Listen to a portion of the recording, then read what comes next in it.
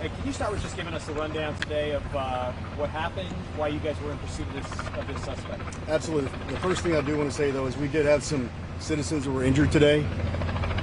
We asked for prayers for those citizens, for their loved ones. It's a tragic time anytime someone is injured in the course of a violent criminal committing crime. Very early in the investigation, there's a lot we don't know. We will share what we can as more information becomes available. We'll be coming back and give you more of that information then. Here's what we have so far. At approximately 11:45 this morning, officers responded to a stabbing call in the 8600 block of Las Vegas Trail. While conducting that investigation, at about 1:45 p.m., officers located the suspect in that stabbing in the 8700 block of Camp Bowie West. They were flagged down by citizens who said the suspect had run over at least one pedestrian at that location. Officers attempted to pull over the suspect in his vehicle, and he chose to flee in that vehicle. During the pursuit, the suspect had another accident in the 7600 block of Camp Bowie West. At that time, he carjacked another vehicle, being the white truck that you saw behind you, and he continued fleeing from officers. The pursuit ended at the 400 block of Autumn Park, where the suspect refused to exit his vehicle despite the commands of the officers on scene.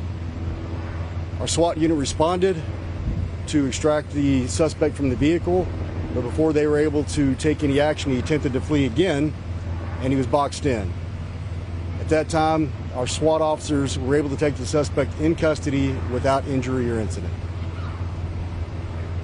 This is another reminder of the dangers that officers see every day out here. It's another reminder of the dangers of some people in the street in our neighborhoods who are committing violent crimes like this, and I commend the officers that were involved for doing what they could to take this person off the street.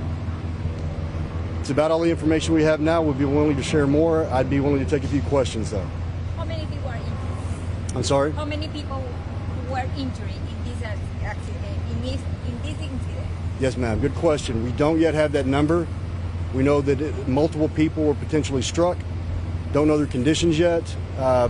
The person who was initially attacked when officers responded to the stabbing, we don't know his condition. Last we heard, critical condition and in surgery. Was that person who was originally stabbed known to the suspect? Because the rest of the actions you described sound very erratic.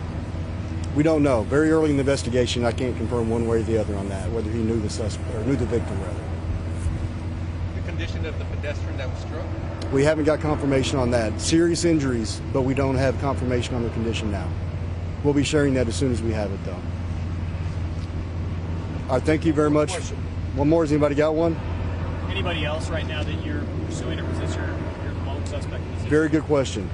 The only suspect involved in any of this, the only person that was any kind of a threat to the public, is in custody, and the public is not in danger at this time. But we do ask from the public, from our Fort Worth family, again, pray for the officers involved, pray for the victims who were injured, and we'll have more information as it becomes available. Do you know if does any kind of domestic violence was provoked the stabbing? No, ma'am. At this point, we do not know. Were any Thank you, officers everyone. injured? No, sir. No officers were injured that I understand at this point. Thank you. Thank you.